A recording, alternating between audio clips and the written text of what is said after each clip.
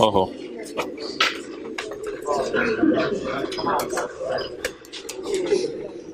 जी ये कल सवाल आपको होमवर्क में दिया था, आबिद लिमिटेड वाला। Abid limited uses the revaluation model, PP के लिए यूज करता है, और इसकी पॉलिसी है रिवैल्यू करने की एसेट्स को हर साल नेट रिप्लेसमेंट मेथड पे, यानी ग्रॉस रिप्लेसमेंट पे नहीं। The following information pertains to Ayers building. 4 buildings were acquired on यकम जनवरी 12। तो पहली एंट्री खरीदने की कब करेंगे?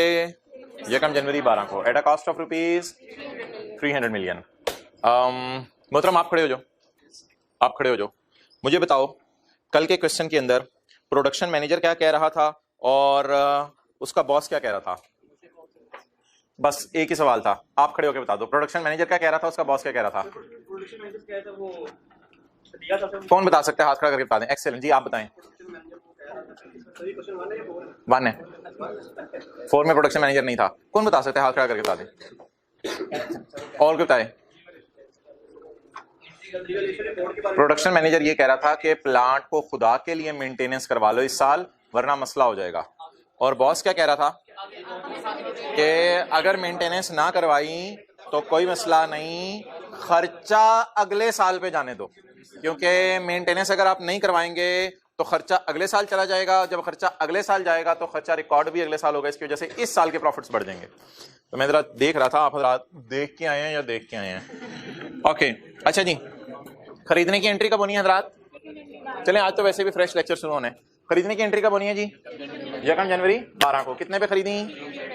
अच्छा, 4 बिल्डिंग्स खरीदी हैं 300 मिलियन की। ईच लिखा हुआ है या टोटल कॉस्ट है? टोटल कॉस्ट है। The useful life of buildings is 20 years। ये डेप्रिशिएट बिल्डिंग ऑन सीधा लकीर तरीका। The results of revaluation carried out, earned out नहीं, carried out. The results of revaluations carried out during the last 3 years। कितने लोग कहेंगे यही लफ्ज़ से मसला है तो इसलिए मैंने सवाल नहीं किया। Carried out during the last 3 years by फलां फलां फलां आर एस फॉलोज। ओके, अच्छा मोहतरम, अदरा मैं एक बार नजर मार लूं, इधर देखें। ओ भाइयों इधर देखो, यकम जनवरी 12 को खरीदने की एंट्री होगी। मुझे पता है एंट्रीज 1 साल की मांगी है, वैसे जनरल डिस्कशन कर रहा हूं। अगर सारे सालों की मांगी होती, यकम जनवरी 12 को खरीदने की एंट्री होगी। 31/12/12 को डेप्रिशिएट करने की एंट्री होगी, या उथे देख लो या इथे देख लो। 31/12/12 को डेप्रिसिएशन की एंट्री होगी। यकम जनवरी 13 को वार्म अप की एंट्री और रिवैल्यू की एंट्री होगी। 31 दिसंबर को डेप्रिसिएशन की एंट्री होगी, और अगर एक्स्ट्रा डिडक्शन पड़ी हुई तो उसकी भी एंट्री होगी। यकम जनवरी 14 को वार्म अप की एंट्री होगी और रिवैल्यू होने की एंट्री होगी, और 31 दिसंबर 14 को डेप्रिसिएशन की एंट्री होगी, अगर उसमें एक्स्ट्रा डिडक्शन पड़ी हुई तो उसकी भी एंट्री होगी। यकम जनवरी 15 को वार्म अप वाली एंट्री होगी, कंपल्सन डेबिट एसेट क्रेडिट, और रिवैल्यू वाली एंट्री होगी। और 30 जून 15 को 2 एंट्रीज होंगी। एक डेप्रिसिएशन की एंट्री होगी, बोले बोले बोले, एक डेप्रिसिएशन की एंट्री होगी, और उसमें अगर कोई इंक्रीमेंटल डिडक्शन हुई 30 जून को उसकी भी एंट्री होगी। और एक बेचने की एंट्री होगी, और अगर बेचते हुए कोई सरप्लस पड़ा हुआ तो उसको भी रिटर्न में शिफ्ट करना पड़ेगा।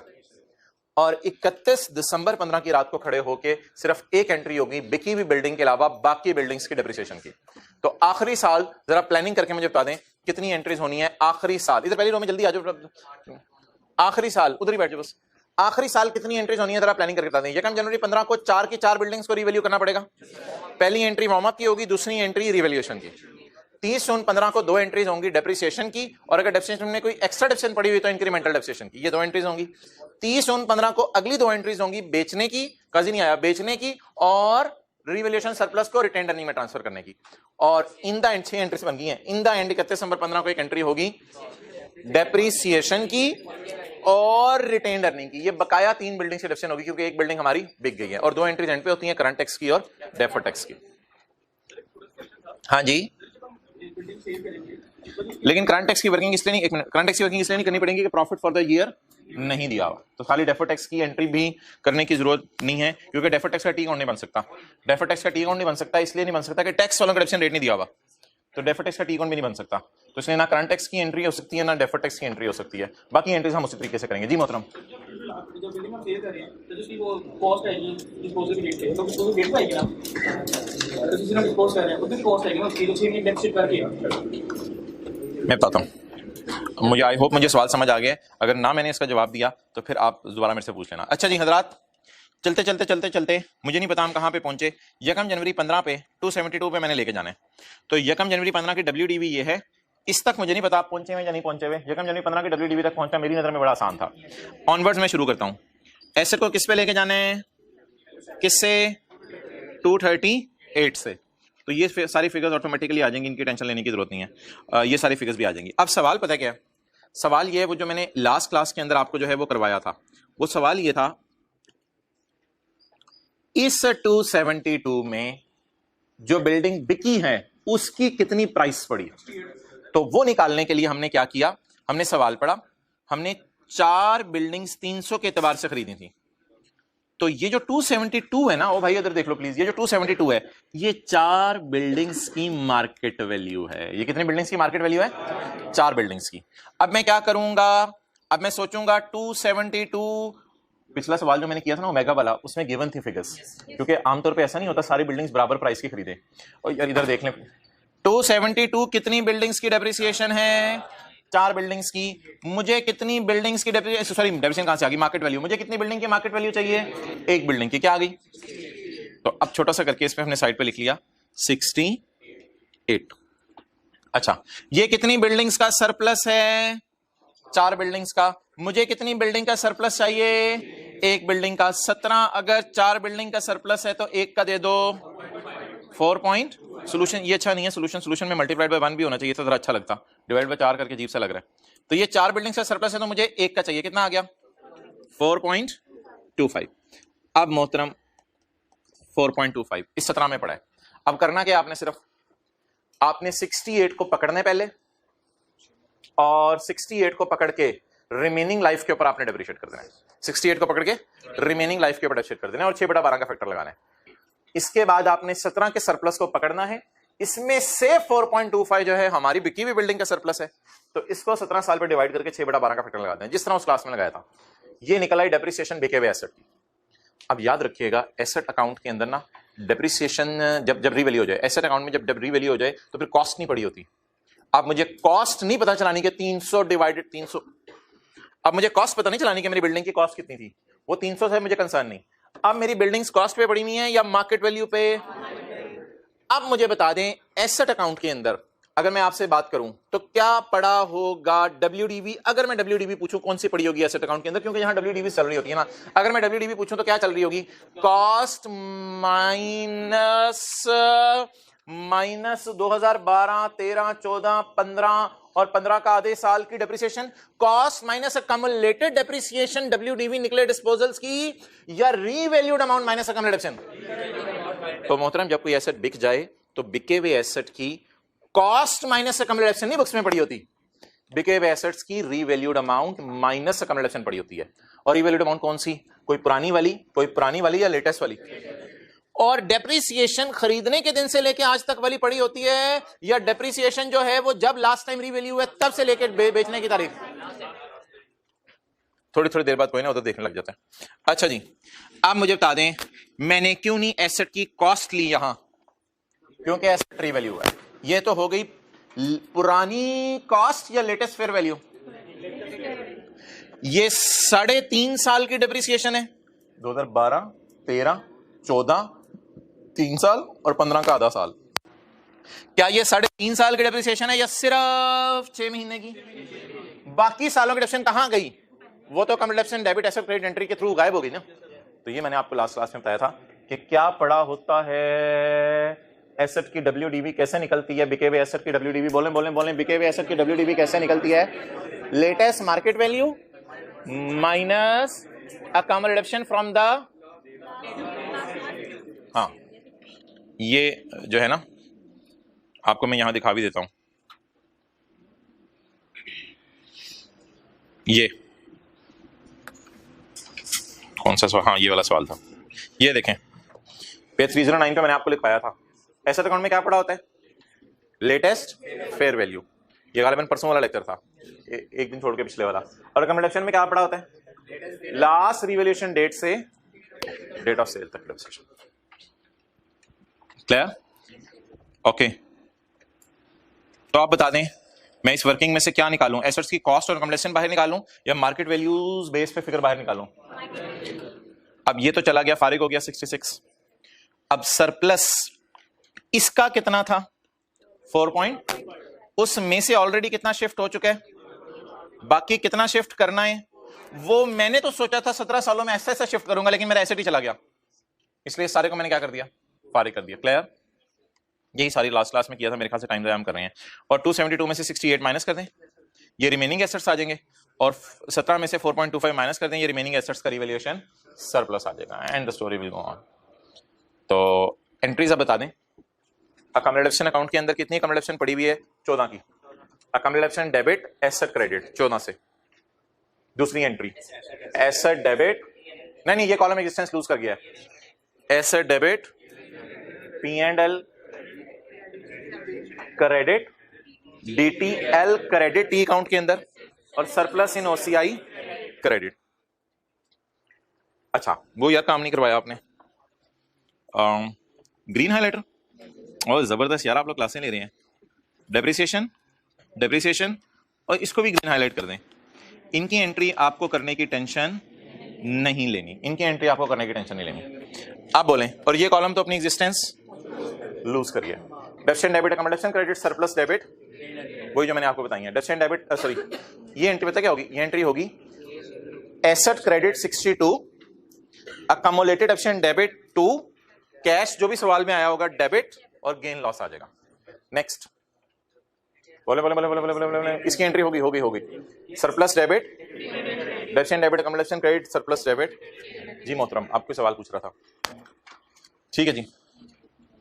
ओवर। आप छुट्टियां कर रहे थे इससे पहले भी? कैसे कैसे? नहीं वो ये दोनों, उससे पहले भी शायद आपने छुट्टी की है। अच्छा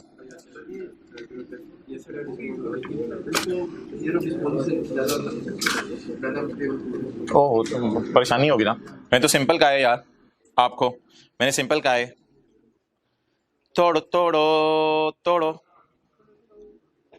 बस तोड़ दिया तो तोड़ के इसको अलग डेप्रिशिएट कर दो यहाँ पे, बजाय के अलग कहानी चलाओ आप। ठीक है, साथ वाली गली में क्यों जाना जब अपनी गली से समोसे मिल रहे हैं। मजे की हैं ज्यादा। चलें चलें जी, आज हमारा लेक्चर 48 है। आज बड़ी मजे मजे की बातें करनी है। येस्टरडे होमवर्क डिस्कस हो गया। ओके, IAS 12 की जान छोड़ दें खुदा के लिए। पेज 263 पे एक समरी दी हुई है, कभी नजर मार लीजिएगा। ये आज के लेक्चर नोट्स हैं, मैं आपको इंशाल्लाह डिलीवर कर दूंगा। ये पेज 263 पे समरी दी हुई है, पेज 260। यार IAS 12 के ना बाकी पास पेपर के सवालों को हाथ डालने की जरूरत नहीं है। उन सवालों में ना 20-25% एडजस्टमेंट शायद ऐसी हो जो आपसे ना हो, वो इंशाल्लाह मैंने वो जनवरी फरवरी में ना किसी टाइम निकाल के वो रख लेंगे। उसमें लास्ट टाइम मैंने ये किया था कि फरवरी में, जाहिर बात है पता नहीं अब कब तक फरवरी में हम फ्री हों, लेकिन जब फ्री करके घरों में भेज दिया था तो उन सवालों की ना 10-10 मिनट की वीडियोस भेज दी थी, ताकि उन सवालों में जो मसले आ सकते हैं रिवीजन के दिनों में, वो हर टॉपिक के ना 2-2 सवाल आप समझ लें आखिरी फरवरी के लिए हमने रखे होंगे, ताकि उसमें जो मसले आए आपके साथ साथ एड्रेस होते रहें। और टॉपिक को ना शुरू में इतना ये हाइप नहीं क्रिएट करनी होती। पास पेपर का सवाल कोई उठा लें आप जाके, जो मैंने अब ना करवाया हो, ऑब्वियसली उसमें 20-30% आपको मसले आएंगे, आप परेशान होंगे। तो परेशान होने की जरूरत नहीं, आधा सवाल सही करना होता है। अच्छा किधर है? पेज 263। हाँ जी, करंट टैक्स और डेफर्ड टैक्स की working.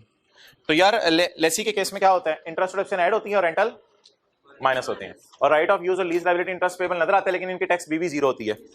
Provision for warranty, provision for gratuity, provision for doubtful debt, इनकी हमेशा टैक्स बेस, इनको कभी भी टीबी नहीं होता, इनकी हमेशा टैक्स बेस। ये पक्के ठक्के रूल है, बताए या ना बताए पेपर में। नेक्स्ट, जो ओन्ड इंटेंजिबल्स हैं, ओन टेंजिबल आइटम है, उनकी अकाउंटिंग सेक्शन ऐड होती है और टैक्स डेप्रिसिएशन लेस होती है। बाकी अकाउंटिंग गेन लॉस आता है, टैक्स गेन लॉस आता है। और इसको छोड़ें, आसान चीजें हैं। बोरोइंग कॉस्ट, बोरोइंग कॉस्ट में इंटरेस्ट अकाउंटिंग वाले कैपिटलाइज करते हैं क्वालिफाइंग एसेट के ऊपर, और टैक्स वाले क्या कहते हैं? टैक्स वाले कहते हैं इंटरेस्ट को माइनस कर लो। तो मैंने आपको बताया था अकाउंटिंग वालों की बैलेंस शीट में पड़ा होता है, ऐसे हाथ के इशारे से बताया था, अकाउंटिंग वालों की बैलेंस शीट से इंटरेस्ट उठा के करंट टैक्स की वर्किंग में जाके माइनस कर दें।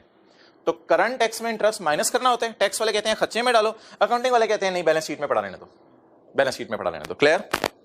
अच्छा, और ये जो एक्सपेंसेस और इनकम्स है ना, सैलरीज, रेंट, कमीशन, इसमें कोई रूल नहीं है।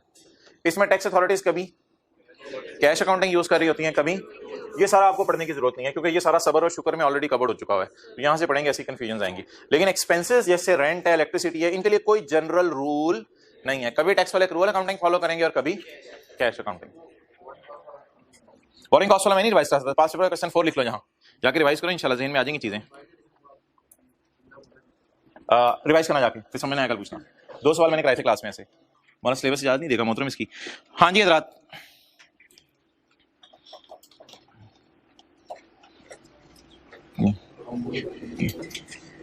अच्छा जी, अब IAS 38 में होमवर्क आपने करके आने आज पास पेपर का क्वेश्चन नंबर 11। कल याद है सनशाइन वाला था, इस पे 15 मिनट से ज़्यादा नहीं आपने लगाने, लेकिन वो इंशाल्लाह नोट्स में अभी अपलोड कर दूंगा। और मैंने आपको 10:20 से 10:40 में कोशिश करता हूँ अपलोड कर दिया करूँ नोट्स, ऑनलाइन वालों से नहीं कह रहा ये मैं।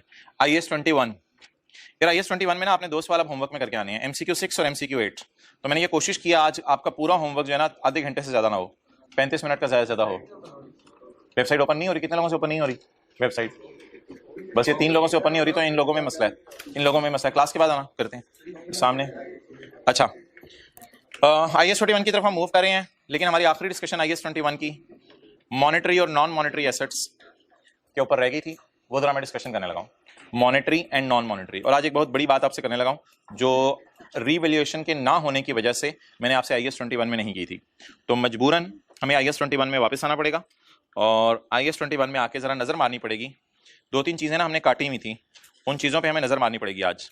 पेज 380 पे, पेज 380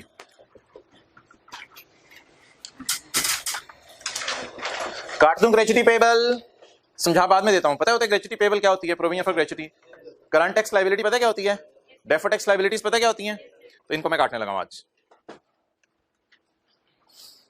अच्छा, अब ये 3 चीजें हैं जिनको हमने छोड़ा हुआ था, gratuity payable, current tax liability और डेफर्ड टैक्स लायबिलिटी। अच्छा, ये वैसी एक बात कर रहा हूं, आपको भूलनी ना हो, वो क्या सर क्या मतलब, हमें तो याद नहीं आ रहा मॉनेटरी नॉन मॉनेटरी क्या होते थे। मैं आपको याद कराता हूं। आप जो है वो प्लांट बाहर के मुल्क से आपने खरीदा, आपने एंट्री कर ली, फर्ज करें plant debit creditor credit, payable credit creditor credit जो आपको पसंद हो, प्लांट डेबिट क्रेडिटर क्रेडिट। अब आपको टेंशन क्या है कि प्लांट को कुछ हो जाना है या क्रेडिटर को पैसे दें और करेंसी फ्लक्चुएट कर जाए, ये टेंशन है? ये जरा बता दें।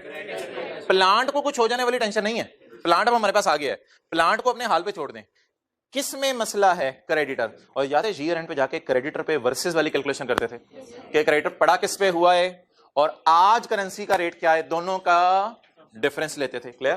तो इसलिए हमने कहा था मॉनेटरी होता है। अच्छा, इसने मैंने आपको बताया था, इसने मॉनेटरी एसेट्स या मॉनेटरी लायबिलिटीज लफ्ज नहीं लिखा, इसने क्या लफ्ज लिखा है? Monetary item. इसका मतलब है एसेट्स भी आ सकते हैं और तो डेटर में। और मैंने सिंपल डेफिनेशन क्या बताई थी? सिंपल डेफिनेशन इसकी लिखी हुई है, रिसीवेबल्स पेबल्स को कहते हैं। क्या कोई दुनिया में बंदा ऐसा है जो प्लांट को रिसीवेबल कहता हो? नहीं नहीं नहीं, प्लांट को रिसीवेबल नहीं कहते, इंटेंजिबल को रिसीवेबल नहीं कहते। शेयर्स आपने खरीदे हैं उनको, इनको आप नहीं कहते। बायोलॉजिकल एसेट्स आज शुरू करने हैं, भैंस वगैरह। इन्वेंट्री को जो है वो आप क्या कहते हैं? रिसीवेबल नहीं कहते। हाँ, इन्वेंट्री बिक जाए और बिक के डेटर डेबिट कर दें तो डेटर को रिसीवेबल कहेंगे। प्लांट जब तक पड़ा है तो मनी नहीं है, मॉनेटरी नहीं है, लेकिन प्लांट बिक जाए और अगला बंदा पैसे ना दे तो रिसीवेबल को आप मॉनेटरी एसेट कह सकते हैं। इन्वेंट्री है, एडवांसेस के ऊपर बड़ी देर से डिस्कशन हुई थी हमारी। ये 2-3 चीजें रहती थी। ग्रेच्युटी पेबल, यार ये भी पैसे ही देने हैं, तो इट इज मनी पेबल। और करंट टैक्स लायबिलिटी भी हुकूमत को पैसे देने हैं, और डेफर टैक्स लायबिलिटी भी हुकूमत को पैसे देनी है, अभी या डेफर करके, डेफर करके। तो इसलिए ये 2-3 चीजें और आपने मॉनेटरी आइटम में अपने जहन में ऐड कर लेनी है। अब यार डिस्कशन ये होने लगी है कि बड़े दो सवाल हैं बड़े इंपॉर्टेंट। डिस्कशन ये होने लगी है कि सर कभी कभी तो हमने ये भी देखा है कि प्रॉपर्टी प्लांट एंड इक्विपमेंट को ईयर एंड के ऊपर आप लेटेस्ट रेट पे ले आते हैं। ये क्या होता है? प्रॉपर्टी प्लांट, ये तो ईयर एंड पे वर्सेस वाली कैलकुलेशन यहां होती है, तो पीपी को कब जो है वो आप ईयर एंड के ऊपर जो है वो ले आते हैं? ओ भाई, वो पीपी को ईयर एंड के ऊपर लेटेस्ट रेट पे कभी कभी मैं ले आता हूं। कल की क्लास में लाया था, इन्वेस्टमेंट प्रॉपर्टी यहां नहीं लिखी हुई, उसको भी कभी कभी मैं लेटेस्ट रेट पे ले आता हूं। वो लेटेस्ट रेट पे इसलिए नहीं लेके आ रहा होता, ये मनी आइटम है। वो लेटेस्ट रेट पे इनको लाने का मकसद ये होता है कि ये रिवैल्यू हो रहे हैं। अगर ये रिवैल्यू ना हो तो फिर इनको लेटेस्ट लाने की जरूरत। हाँ, डेटर हैं, क्रेडिटर हैं, लोन हैं, उनके कैरी डाउन हैं, हमेशा उनको ईयर एंड पे किस पे लेके आने हैं? लेटेस्ट रेट पे। लेकिन किसको लेटेस्ट रेट पे लाने की जरूरत नहीं है? नॉन मॉनेटरी आइटम को। लेकिन नॉन मॉनेटरी आइटम कभी कभी लेटेस्ट रेट पे किस वजह से आ जाते हैं? क्योंकि वो तो रीवैल्यूएशन बात ही कुछ और है। अब मैं ऐसा करता हूं कि ये वाला कॉन्सेप्ट आपको मैं समझाता हूं MCQ जो मैंने आज आपको दिया है होमवर्क में, उसी से, ताकि हम इधर उधर मूव ना करें और MCQ से डिस्कस कर लें। ये पेज 425 है। मुझे नहीं पता पेज 425 के एंड पे डाटा क्या दिया हुआ है, उस डाटा से मुझे कोई बॉदरेशन नहीं है। मेरा कोई एसेट है, होमवर्क में जब आप MCQ 8 करेंगे, पेज नंबर 425 MCQ का सोल्यूशन खोला हुआ है मैंने। मेरा कोई एसेट है, मैंने खरीदा कितने डॉलर का है? $5 का। इस वक्त डॉलर कितने के हैं? 160। अगर कॉस्ट मॉडल यूज हो रहा हो ना, अगर कॉस्ट मॉडल यूज हो रहा हो तो बस ईयर एंड पे पता ना चलाएं कि मार्केट में डॉलर कितने के, क्योंकि बस ठीक है आपने प्लांट खरीदा हुआ बाहर के मुल्क में खरीद के रखा हुआ पड़ा रहने दे, बस ठीक है ईयर एंड पे डॉलर का रेट पता चलाने की जरूरत नहीं है। लेकिन अगर प्लांट को क्या कर लें, रीवैल्यू कर लें, तो बता दें $5 वाली चीज माशाल्लाह कितने की हो गई, $5.1 की, और करेंसी भी 164 से शूट अप करके किस पे चली गई, 168 के ऊपर चली गई। अब मोहतरम एक बात बड़े गौर से आपने सुननी है, तो ये जो पीपीई है ना, आपने अब ये नहीं कहने लग जाना कि ईयर एंड पे आपने इसको लेटेस्ट रेट पे ले आए, लेटेस्ट डॉलर के रेट पे, तो आपने भी शायद कोई वर्सेस वाली कैलकुलेशन कर ली 164 वर्सेस 168। नहीं, ये मैंने IAS 16 अप्लाई किया, IAS 16 के मुताबिक इसे रिवैल्यूएशन मॉडल बनाना था। तो याद रखिएगा मेरी वो बातें अपनी जगह, property plant and equipment, inventory, investment in shares, intangible, सारे मनी हैं या नॉन मनी, नॉन मनी। ये एक बात हो गई। दूसरी बात ज्यादा इंपॉर्टेंट है। पहली बात के बारे में मैं इसलिए पेपर में परेशान नहीं हूं कि मॉनेटरी नॉन मॉनेटरी की लिस्ट दी हुई है, वो आप इंशाल्लाह याद कर लेंगे। दूसरी बात अब मेरी ज्यादा इंपॉर्टेंट है। रो के थक गए हम पूरे IAS 21 में कि एक्सचेंज गेन लॉस जाना होता है P&L में, लेकिन ये जो IAS 16 में जब आए ना और IAS 21 मिक्स हुआ, ये है क्या, बाहर के मुल्क में कोई प्रॉपर्टी हमने खरीदी हुई है जो $5 की थी साल के शुरू में, और साल के एंड पे वो $5.1 की हो गई है। तो IAS 21 और IAS 16 जब इकट्ठा हुआ तो मोहतरम इसकी एंट्री आप मुझे बता दें, अगर आपने 1-2 क्लासें ली हैं, इसको हम येलो से हाईलाइट करते थे ना, येलो से, इसकी एंट्री मुझे बता दें क्या बन रही है। प्लांट या बिल्डिंग पता नहीं, जो भी है मुझे नहीं पता क्या है, प्रॉपर्टी है कोई, प्रॉपर्टी डेबिट, रिवैल्यूएशन सरप्लस इन OCI क्रेडिट। अब अगर आपसे कभी पेपर में सवाल आ जाए कि कौन सा एक्सचेंज गेन जाता है, गेन या लॉस, की दफा लॉस आता है वो भी नेट हो जाता है, कौन सा एक्सचेंज गेन लॉस जाता है OCI में, तो आपने वन वर्ड जवाब देने, जब एसेट क्या हो रहा हो, रीवैल्यू।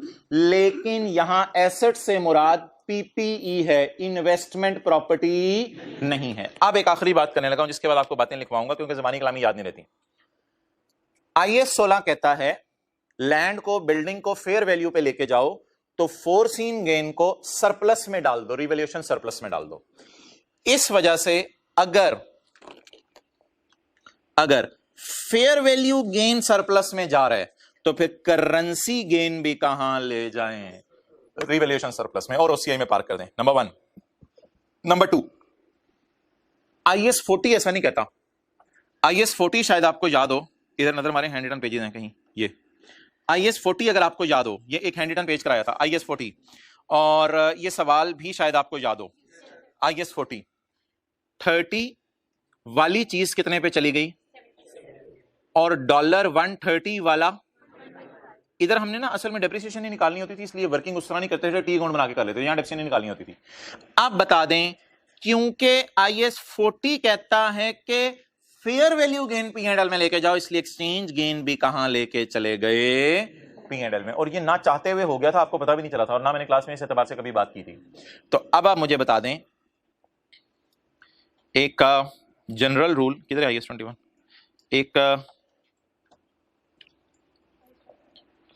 एक जनरल रूल मुझे बता दें, all exchange gain loss, all exchange gain loss कहां जाते हैं, डेटर का वर्सेस वाला गेन लॉस, क्रेडिटर का वर्सेस वाला gain loss, loan T account बनाते थे, लोन का टी अकाउंट बनाते थे, वर्सेस वाला gain loss, all exchange gain loss कहां जाते हैं, P&L में। और याद रखिएगा IAS 40 वाला भी P&L में जाता है, अभी दिखा के लाया हूं। एक लिख लेता हूं इसको, एक एक्सचेंज गेन लॉस ऐसा है जो वही असल में लॉस अगर आ जाए ना, रिवैल्यूएशन लॉस आ जाए और करेंसी का भी लॉस आ जाए, तो वो ऑटोमेटिकली P&L में चला जाएगा, वो टेंशन की बात नहीं है।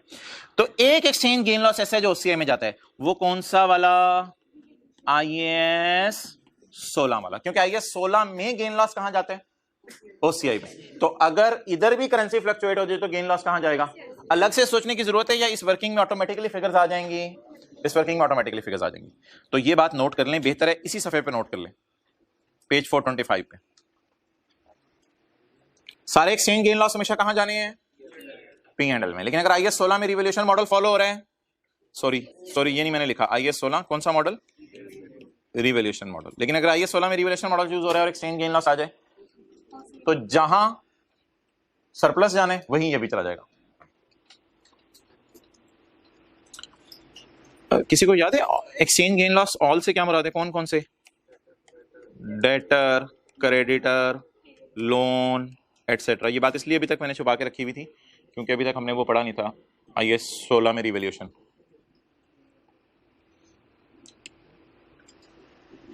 All exchange gain loss P&L में जाएंगे, याद रखिएगा IS 40 वाला भी P&L में जाएगा, और एक एक्सचेंज गेन लॉस ऐसा जो OCA में जाएगा। लेकिन यार इसका मतलब ये नहीं कि अगर रिवॉल्यूशन लॉस आ जाए तो उसको भी आप OCA में ले जाइए। रिवॉल्यूशन लॉस आपको याद है P&L में जाता था, अनलेस कि वो पुराना सरप्लस खत्म कर रहा हो। अच्छा, ये बात जरा थोड़ी सी इंग्लिश में भी पढ़नी है, ये बात थोड़ी सी इंग्लिश में भी पढ़नी है।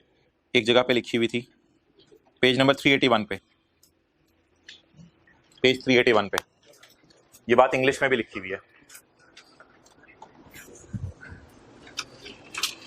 if non-monetary item is carried at fair value, non-monetary item is carried at fair value, non-monetary item में है सिर्फ, और फिलहाल जो जितना मैंने आपको पढ़ाया IS 40 में, if non-monetary item is carried at, then retranslate at the exchange rate prevailing at the date when fair value is determined। वही MCQ नंबर आज जो आपको दिया 8 होमवर्क में दिया, द एक्सचेंज डिफरेंस। अब एक्सचेंज गेन लॉस कहां लेके जाएं, the exchange difference is recognised in same location as revaluation gain loss, same location. इसलिए छोटी सी बात उसने लिखवा दी थी, IS 40 वाला फेयर वैल्यू गेन लॉस कहां जाता है, जब fair value gain loss P&L में जाता है तो एक्सचेंज गेन लॉस भी P&L में जाता है। लेकिन सेम लोकेशन की एक और एग्जांपल दें आज, सेम लोकेशन की, IS 16 वाला किस में जाएगा, OCI में। डन, चलें यार, इट्स इनफ। IS 41 स्टार्ट करें जी।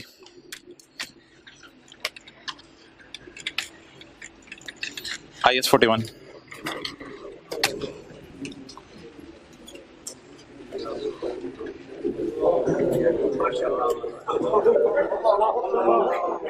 ना अल्लाह अकबर वाला काम नहीं होने लगा। खड़े होके देख ले यार,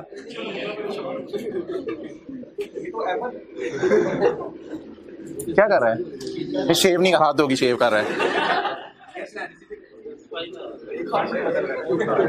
नहीं इंग्लिश में बताए ना क्या कर रहा है, ये क्या कर रहा है, ये बारी का इंतजार कर रहा है। ओके अच्छा, देखते हैं कहां तक पहुंचा ये इंशाल्लाह अल्लाह लगा देंगे 3-4-6 महीने में दोबारा, परेशान नहीं होना आपने। ये अब आप पहनेंगे इसको, ओ भाई देखें ऊपर आए हुए हैं तो उठाएं जी, आगे सारे तैयार हैं। अच्छा चलें छोड़ें, ओके। अच्छा बोलें जी, इसका नाम बताएं, ये जानवर का नाम, बायोलॉजिकल एसेट, बोलें भाई इधर देखें, उनको उठाएं, है ना घंटे वो। इस जानवर का नाम बताएं जी, किससे चला गया, इस जानवर का नाम बताएं, बायोलॉजिकल एसेट। और इसका नाम बताएं, ये जो उतर रही है वूल, इसका नाम बोलें एग्रीकल्चरल प्रोड्यूस। किसको पकड़ा हुआ है इसने इस वक्त मुंह से, बायोलॉजिकल, और क्या उतर के जमीन पे पड़ी हुई है, बोलें एग्रीकल्चरल प्रोड्यूस। बायोलॉजिकल एसेट का नाम बोलें शीप, और वूल का नाम बोलें एग्रीकल्चरल प्रोड्यूस। इस प्रोसेस का नाम बोलें हार्वेस्टिंग, बोलें हार्वेस्टिंग। हार्वेस्टिंग में ये क्या डिटैच कर रहा है, वूल। हार्वेस्टिंग में ये क्या डिटैच कर रहा है, वूल। और वूल क्या है, चलें जी अब 4 नाम बता दें। इसका नाम सिम्पसन, अच्छा इसका नाम एग्रीकल्चरल प्रोड्यूस। ये क्या कर रहे हैं, हार्वेस्टिंग। हार्वेस्टिंग में क्या डिटैच कर रहे हैं, वूल डिटैच कर रहे हैं। क्लियर हो गया, ये 4 चीजें हैं। अच्छा अब मैं आपको एक डायग्राम दिखाने लगा हूं, जो कि शर्म आ गया जी लोग क्लास में भेज दें भाई इनको यार, ये ऑनलाइन अटेंड कर लें लेक्चर। ये किधर चला गया? अच्छा जी हज़रात, ये किताब का पेज 846 से अभी निकालने की जरूरत नहीं है, पेज 846 से निकालने की जरूरत नहीं है। ओ भाई आजा। अच्छा जी ये क्या है?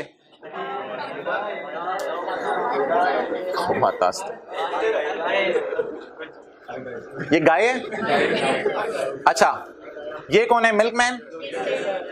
अच्छा ये जो मिल्क है, मिल्क मिल्क ये मिल्क क्या है? एग्रीकल्चरल। और ये सही हो गया। और ये क्या कर रहा है? डिटैच कर रहा है। और ये क्या कर रहा है? डिटैच कर रहा है। क्लियर? ओके। ये किसको देख रही है? आपको।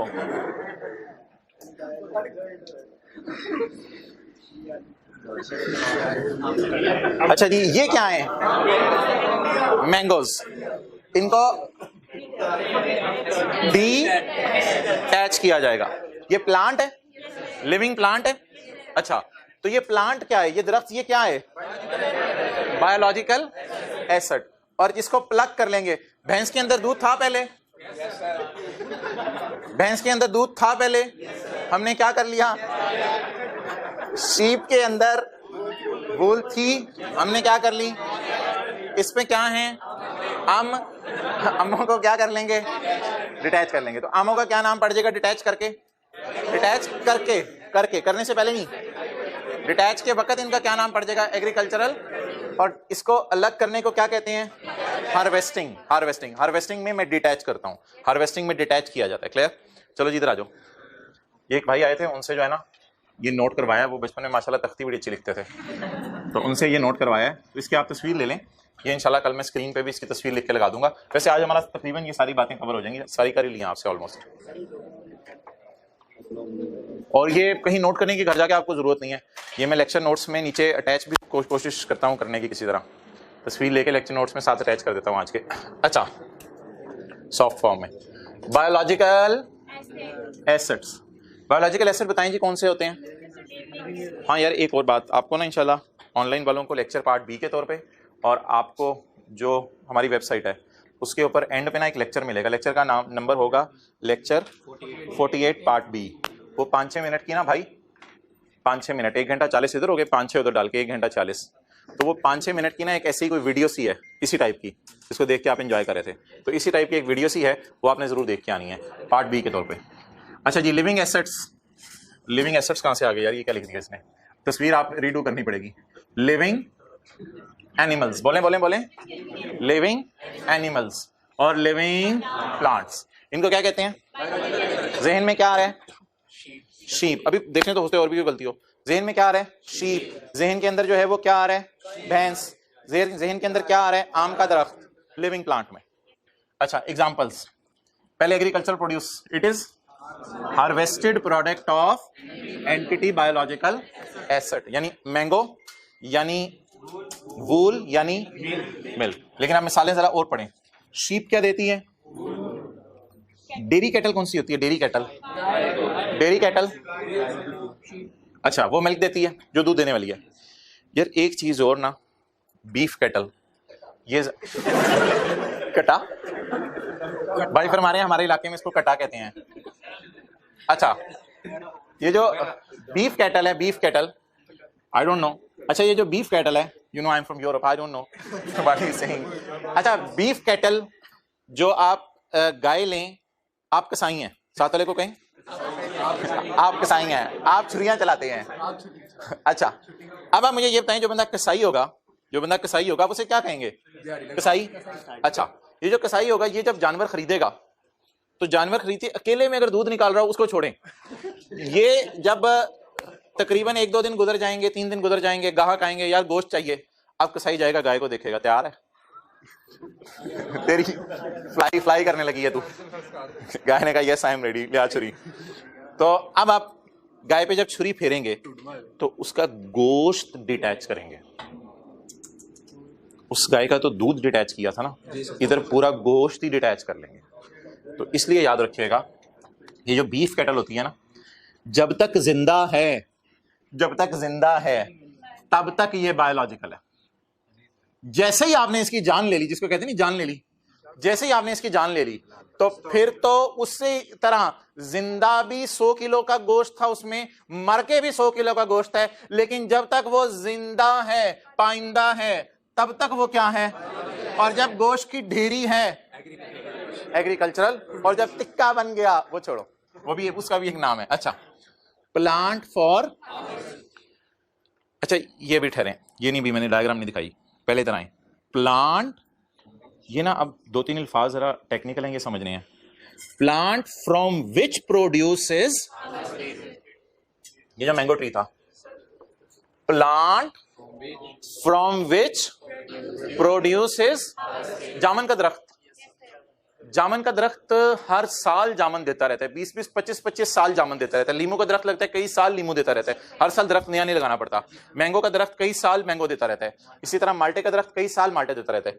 ये माल्टे का दरख्त, मैंगो का दरख्त, plant from which mango is fruits, apple, जामन, मांजो, मैंगो।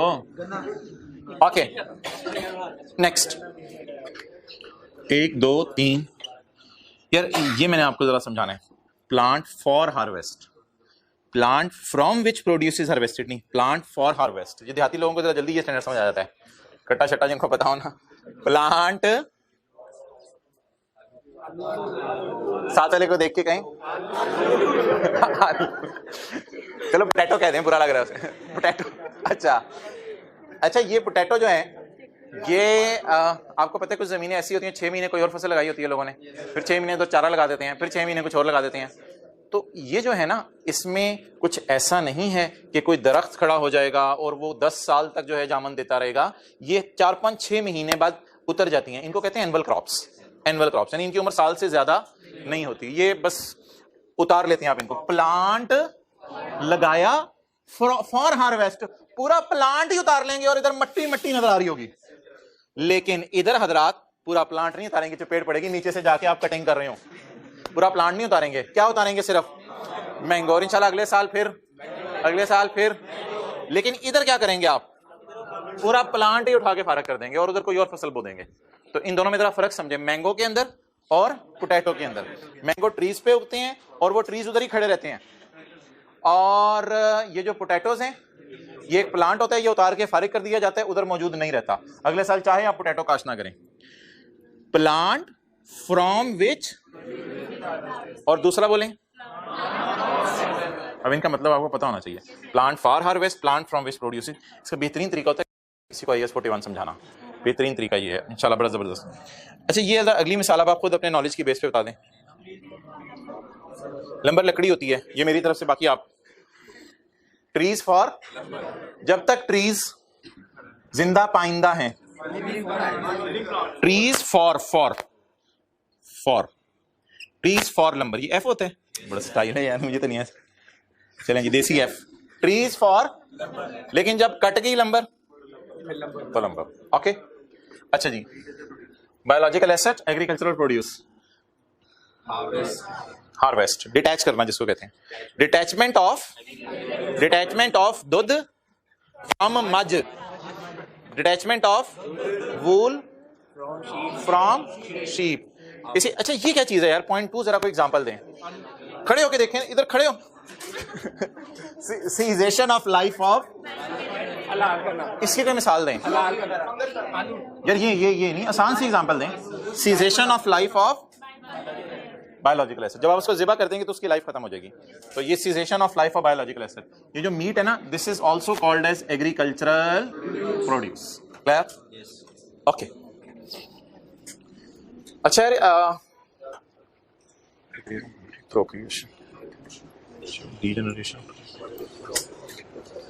ये जो बंदा था, इसने जो वूल्स रखी हुई थी, ये इसकी अपनी, शीप्स जो रखी हुई थी, ये शीप्स इसने क्यों रखी हुई थी? फॉर वूल। अच्छा, वैसे कितने लोगों को पहली दफा पता चलता है शीप से वूल उतरती है और उसके बाद जो है दोबारा आके उग जाती है? एक दो तीन बंदों को पहली दफा पता चला है। अच्छा, तो ये जो शीप होती है, शीप, ये इसने शीप किस लिए रखी हुई है? प्रोडक्शन के लिए। क्या प्रोड्यूस करने के लिए? वूल। व्हील नहीं। अच्छा, मुंह से निकल गया, कोई नहीं। ये शीप इसने किस लिए रखी हुई है? प्रोडक्शन के लिए। काऊ किस लिए रखी हुई है? शीप किसके लिए रखी हुई है? ये दरख्त किस लिए रखा हुआ है? आम के लिए। ये जो प्रोसेस होता है ना, इसको कहते हैं बायोलॉजिकल ट्रांसफॉर्मेशन। बोले क्या कहते हैं? Biological transformation. ठीक है, जैसे आप कह नहीं रहे होते ये घर में बच्चा बड़ा हो गया है, ट्रांसफॉर्मेशन हो रही है, देखो इसमें बच्चा बड़ा हो रहा है। तो अब वो पहले वूल ली थी, पहले सॉरी शीप ली थी, उसके ऊपर कुछ नहीं था, थोड़े दिनों बाद आए तो वूल वूल वूल वूल वूल नरम नरम नरम नरम नरम होगी। तो इसको क्या कहेंगे? प्रोड्यूस हो रही है। क्या प्रोड्यूस हो रही है इससे? वूल प्रोड्यूस हो रही है। ओके, बहरहाल इस एरिया को मैंने ज्यादा डिस्कस नहीं किया। एक लफ्ज आपकी डिक्शनरी में ऐड कराया, बायोलॉजिकल ट्रांसफॉर्मेशन। ऑनलाइन में भी मैंने नोट्स अपलोड कर दिए हैं ताकि रंगीन रंगीन चीजें अगर किसी ने देखनी है तो वो देख ले। अब मैं किताब की तरफ आने लगा हूं। और यार वीडियो जो है ना, वीडियोस बस बहुत हो गई। ये वीडियो ना लेक्चर 48 पार्ट बी के तौर पे ना अटैच की जाएगी, ये वाली। ठीक है, तो ये 5-6 मिनट की वीडियो है, ये आप लोगों ने देख के आनी है। ये इंग्लिश में है।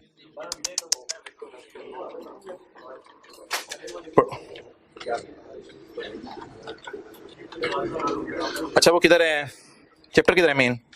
मैं ये किस पेज पे चीजें दिखा रहा हूँ, ये डायग्राम्स वगैरह, वो अब मैं दिखाता हूँ आपको। ये जो मैंने आमों के दरख्त की डायग्राम है ना, और जो पोटैटोस की डायग्राम है, ये किताब में नहीं डाली हुई, ये किताब में नहीं डाली हुई। अच्छा, अब आ जाएं आप किताब के पेज नंबर 696 पे। 696 पे जिन्होंने नोट्स डाउनलोड कर लिया उनको तो रंगीन में नजर आ रहा होगा। आपने कर लिया भाई IAS 41 के नोट्स डाउनलोड मोबाइल पे? वहां से खोल लो सफा। पेज नंबर यार ये बन रहा है रशीद 696। अच्छा जी, ये क्या है शहजादी? शीप। ये बंदा क्या कर रहा है इससे? वो ये वही वाला बंदा इधर, इसको हर जगह चलाएंगे हम। अच्छा, ये क्या चीज है यार? ये जरा लफ्ज मुश्किल सा पढ़े। Products that result from processing after, जब हार्वेस्टिंग हो जाती है यानी चीजें अलग हो जाती हैं, तो उसके बाद आगे कुछ ना कुछ तिक्का बोटी तो बनाना होता है ना मीट का। ठीक है, next. Trees in a timber plantation. Timber होता है लकड़ी के लिए हमने ट्रीज लगाए हैं। ये ट्रीज लगे हुए हैं तो जिंदा हैं, तो जिंदा ताबिंदा पाइंदा है। तो लेकिन जब ये लकड़ी कट गई तो गिरे हुए ट्रीज, फेलेट ट्रीज समझ लें, गिरे हुए ट्रीज। ये क्या है? और लॉग्स और नंबर्स नहीं है यार, यहाँ पे ना क्या कहते हैं, फर्नीचर बनाना चाहिए था इसको। फर्नीचर लिख लें अपनी बुक में बेशक, यहाँ फर्नीचर होना चाहिए था, फर्नीचर। वैसे लॉग्स नंबर्स भी आप कह सकते हैं, कुछ लोग बना के रख लेते हैं, छोड़ें। डेयरी कैटल वही वाली है। और ये क्या है? मिल्क। ओए होए, चीज खानी है। Okay. Cotton plants, cotton harvested, cotton third. गन्ना शरीफ, ये बंदा शरीफ, हार्वेस्टेड केन और शुगर शरीफ। टोबैको, टोबैको का क्या करते हैं? शर्मा गया है, नहीं कश का लफ्ज ना बोलें, तो ऐसा मुनासिब लफ्ज नहीं है क्लास में बोलने के लिए। टोबैको लेवल है यार। पिक्ड लीव्स, अपने गुनाहगार हाथों से पत्ते उतारना। टोबैको। टी बुशेस, पिक्ड यार बिस्किट भी है मेरा, हाथ धो गई है यार, हाथ धो गई है, सब बिरयानी भी भूल गई। अच्छा, फ्रूट ट्रीज, लेवल चेक करिए बंदे का। Fruit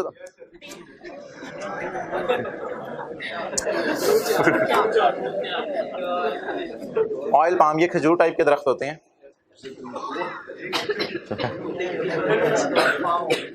palm oil. Rubber trees, हाँ लेटेक्स है, रबर प्रोडक्ट्स। ओके चलें जी, पहला सवाल आज का शुरू करते हैं। अभी आप कहें कि सर हमने किस किस पेज को किया है, तो यार नोट्स में ना आप मुझे बता देना पेज 696। मोहतरम किधर हो? बस पेज 696 लिख लो। सबसे पहला आज हमने पेज 696 की, आपको लिखने की जरूरत नहीं, नोट्स में मैं तरतीब से लिख दूंगा। सबसे पहले हम किस पे गए हैं जी आज? बस पेज 696 पे।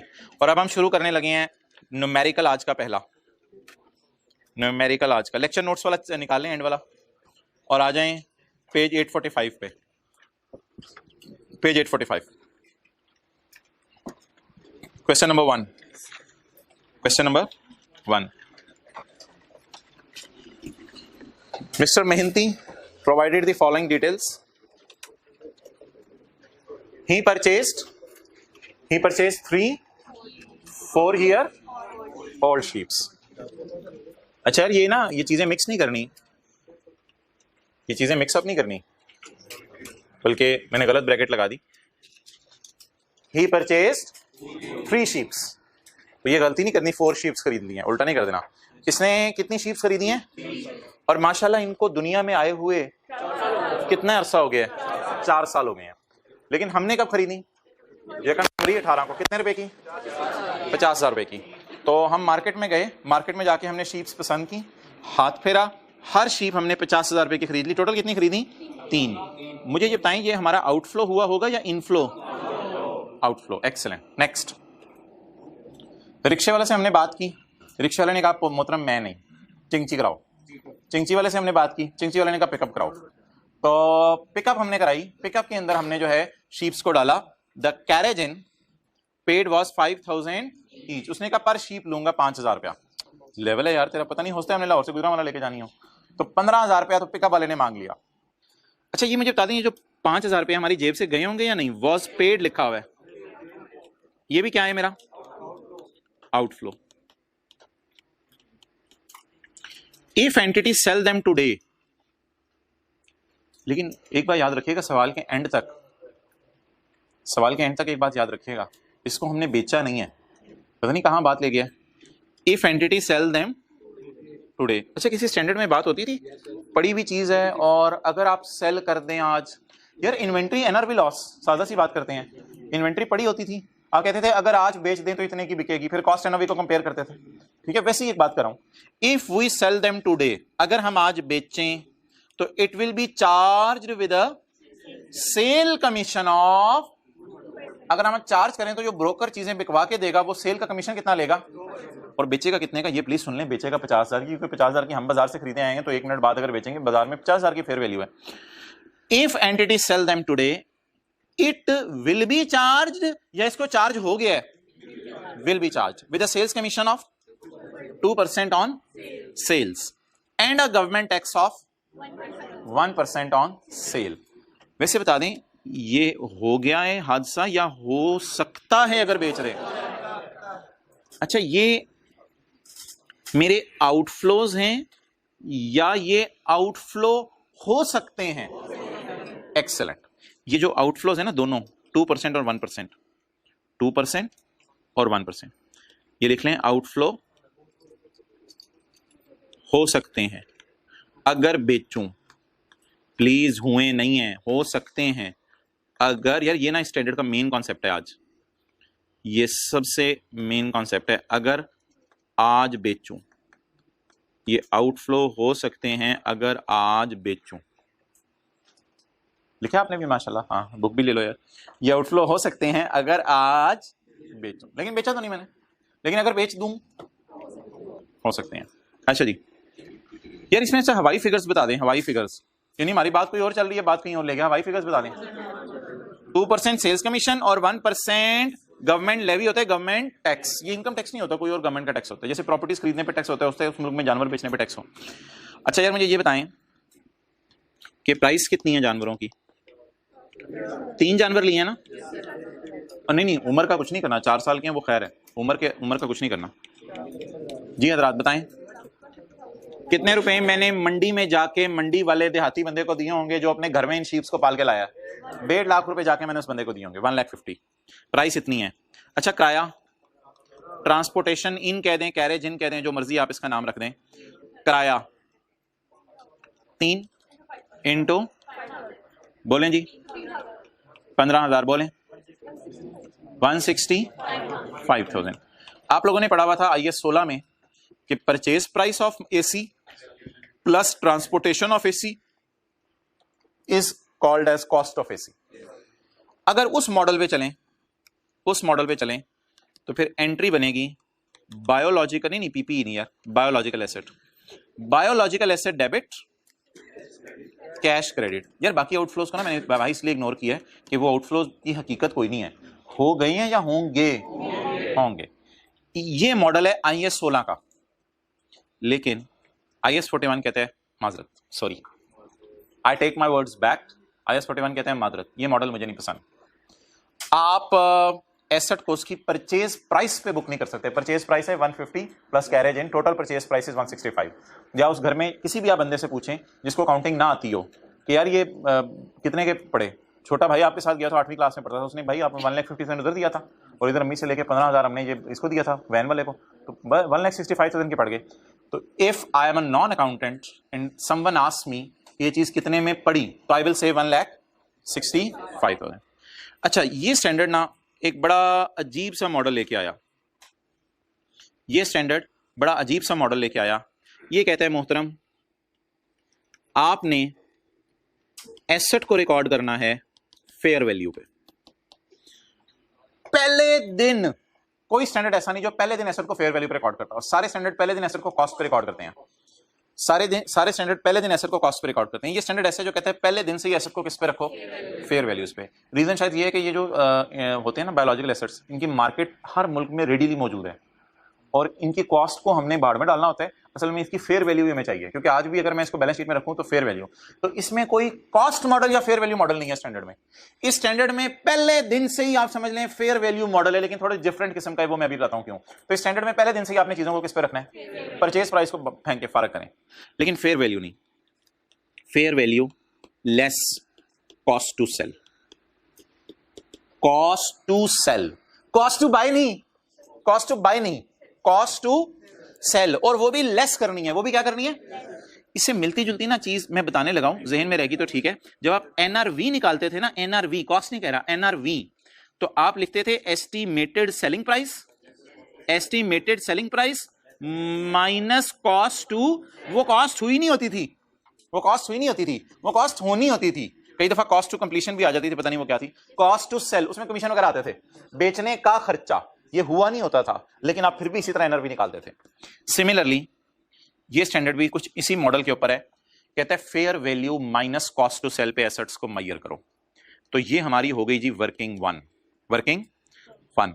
अब आप लोगों ने हिम्मत और हौसला करना है, कैरेजिन को इग्नोर करना है, कैरेजिन को इग्नोर करना है, वो जो किराया दिया ना वैन वाले को वो इग्नोर करना है, और देखते जाने हो क्या रहा है।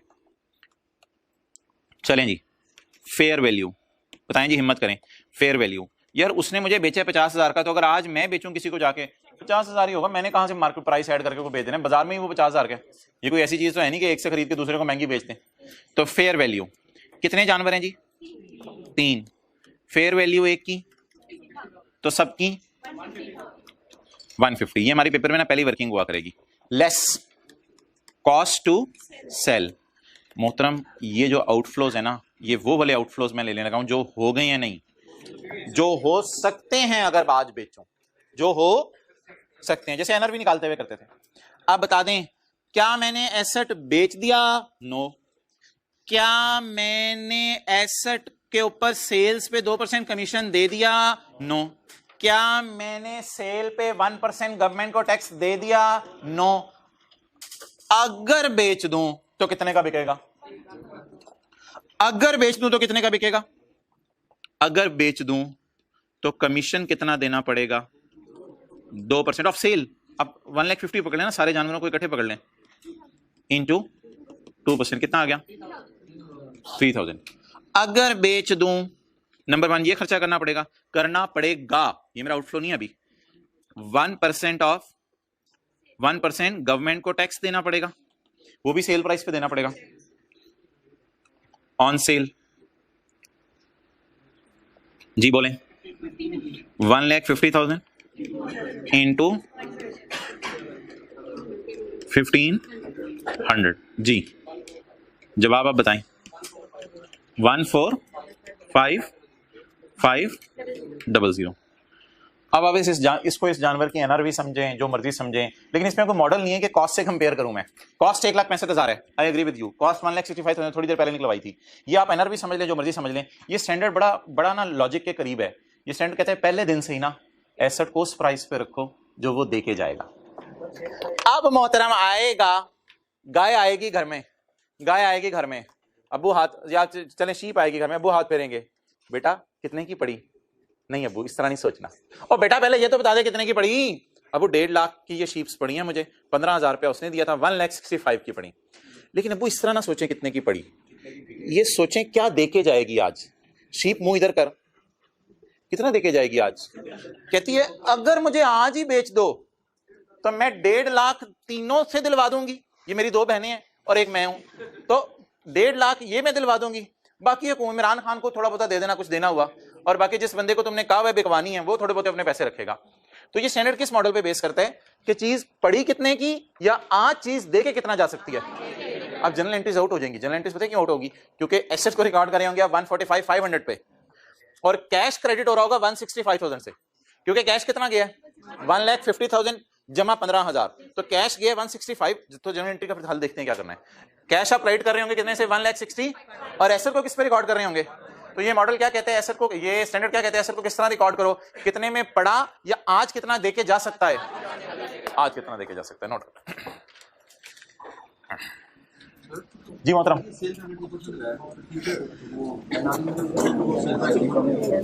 तो वो उसमें इसमें तो ये जानवर है ना, जितने का बाजार से आपने खरीदा वही इनकी सेल प्राइस है, जितने का हम जाके बाजार से खरीदेंगे। नहीं वो आप वही अज्यूम करोगे जो जो उस दिन की है। और क्या हमने अगर कोई लड़ लुड़ के उसे सस्ता कराया होता तो फिर वो बता देता, और अगर ऐसा हो भी तो फिर आपने अगर फेयर वैल्यू लग सके फिर उसको ले लेना।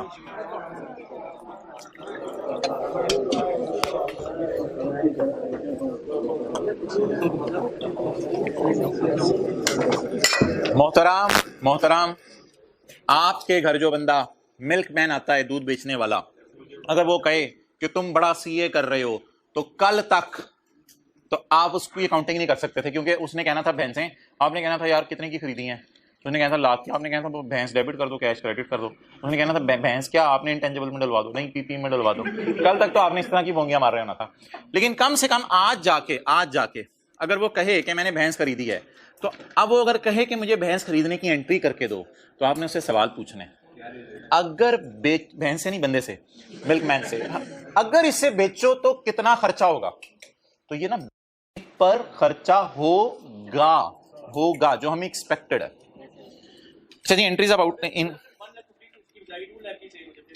नहीं वो भाई मुझे ना तकरीबन कुछ सारी किताबों से मैंने कुछ 40-50 सवाल देखे हैं। ये बच्चे पता नहीं क्यों सवाल पूछ रहे हैं, इसी सेशन में ऐसा हुआ है, पहले किसी सेशन में ऐसा नहीं हुआ था। बहरहाल ये जो सवाल पूछ रहे हैं मैं आपको बता दूं, ये कह रहे हैं कि 50,000 का आपने आज जाके बाजार से खरीदा है, तो लेकिन सवाल में गिवन है फेयर वैल्यू 55,000, तो हमने उससे बहस करके शायद 50,000 का खरीद लिया है। तो ठीक है कोई मसला नहीं, आपने बस फेयर वैल्यू पर रिकॉर्ड करना है। तो अगर आपको कॉस्ट और फेयर वैल्यू लग दी हो तो आपने रिकॉर्ड फेयर वैल्यू के ऊपर करना है जो आपने चीज खरीदी है। तो अभी मैं कॉस्ट को इसलिए फेयर वैल्यू ले रहा हूं क्योंकि मेरी ये अंडरस्टैंडिंग है, और हर किताब में भी यही लिखा हुआ है कि अगर एक बंदे ने बाजार से जाके जानवर 50 का खरीदा है तो वो अगले को भी 50 का ही आज मार्केट में बिक रहा है, तो पागल तो नहीं कि वो जो है वो किसी और प्राइस पे लेके आएगा ना। बेचने वाला पागल होता है ना खरीदने वाला पागल होता है। तो फेयर वैल्यू के ऊपर आया होगा। सबर ये जो चीज कभी किताबों में टेस्ट ही नहीं हुई और कभी ये स्टैंडर्ड में भी डिस्कस नहीं हुई, बड़ी लॉजिकल सी बात है, छोड़ें। अच्छा अब एंट्री को मोहतरम टैली करना है। एंट्री टैली करने में मसला पड़ गया जी। तारीख बता दें यार, 1 जनवरी 2000, हद होगी सवाल नहीं देखते, कहाँ लिखी हुई है तारीख? ईयर एंड क्या है? 31 दिसंबर 18, और हमने खरीदी कब है? 1 जनवरी 18। पहली जनरल एंट्री बताएं जी 1 जनवरी 18 को। ना कैश छोड़ो, पहले बायोलॉजिकल एसेट डेबिट किस पे रखना है इसको? फेयर वैल्यू, ये माइनस का लफ्ज लिख रहा हूं मैं, माइनस कॉस्ट टू सेल जी। वर्किंग 1 बताएं क्या जवाब आया? 145500। ये तो क्या हो गया? Biological asset debit, biological asset record हो गया। इसे मैं मुश्किल से इंग्लिश अगर बोलूं, इनिशियल रिकॉग्निशन। ये क्या हो गई? Initial recognition. ओके अच्छा, एक मैं मशवरा दूंगा कि कैश में ना आपने डाला करना है एक्चुअल आउटफ्लो। ये आप इसलिए लिख लें कि पेपर में आपको भूल ना जाए, क्योंकि कैश तो यार आपको पता है कैश तो कैश है, वो उतना ही क्रेडिट हो सकता है जो मैंने जेब से निकाल के दिया, वो ना उससे ज्यादा क्रेडिट हो सकता है ना उससे कम क्रेडिट हो सकता है। कैश में हवाई बातें नहीं हो सकती। तो कैश आपने पेपर में वो डालना है जो कैश आपकी जेब से गया है। तो अब आप जरा मुझे बता दें कि मेरी जेब से, ये मैं क्रेडिट साइड एंट्री की कर रहा हूं, मेरी जेब से कितना कैश गया है?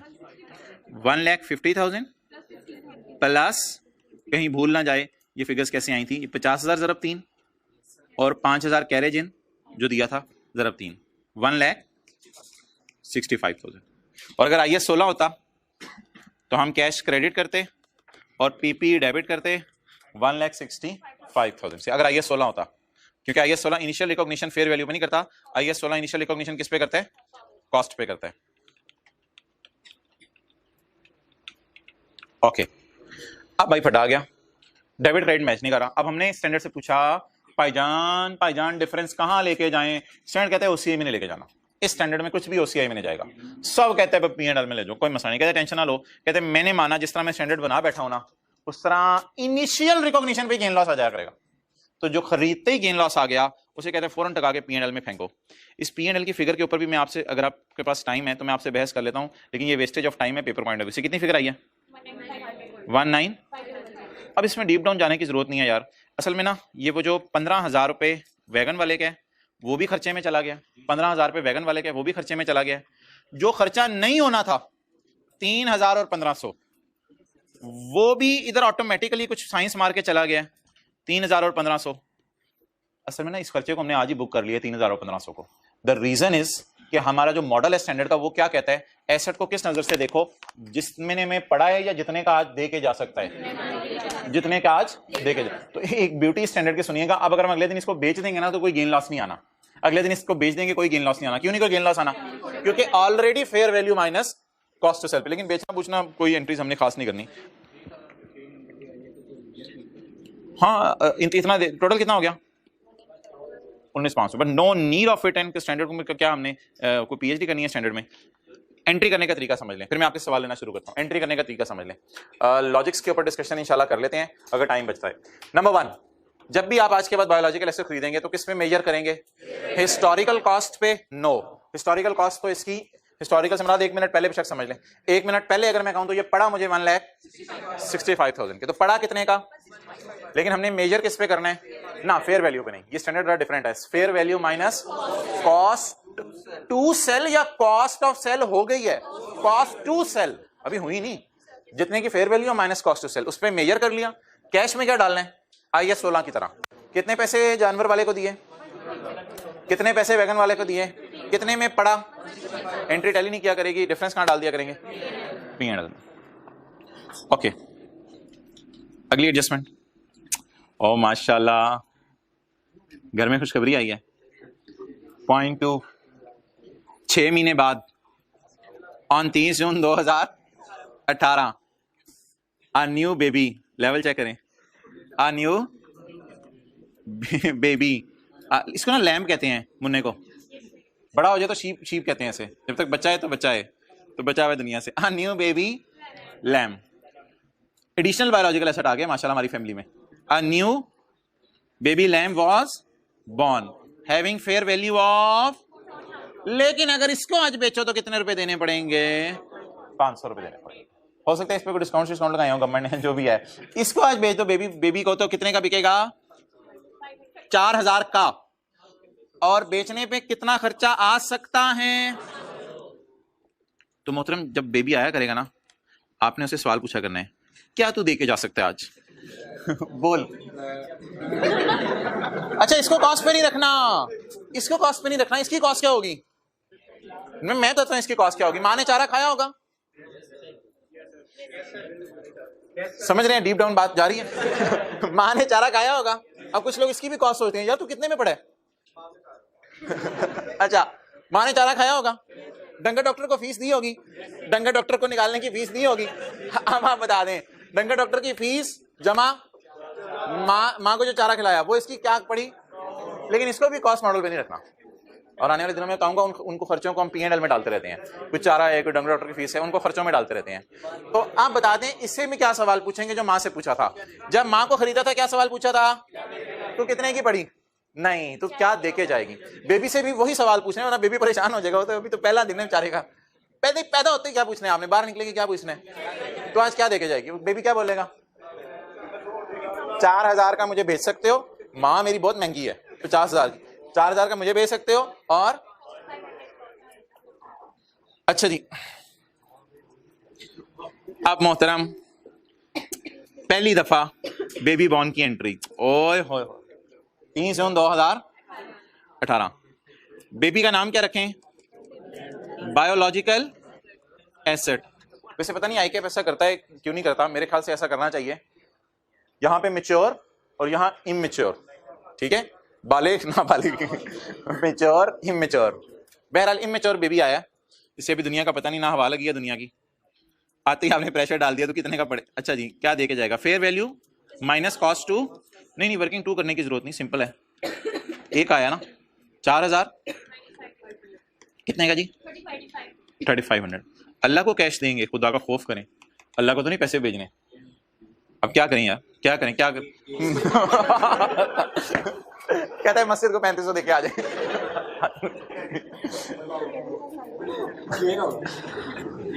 क्रेडिट क्या करें?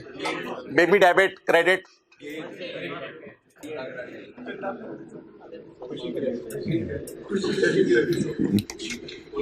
चलिए जी, नोट कर लें।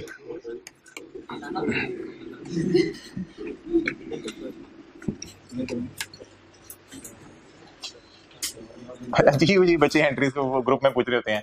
अच्छा, बेबी डेबिट माँ क्रेडिट। कोई खुदा का पूछते हैं ग्रुप में, इसलिए उनको अभी से खुदा के लिए इस तरह नहीं सोचना आपने।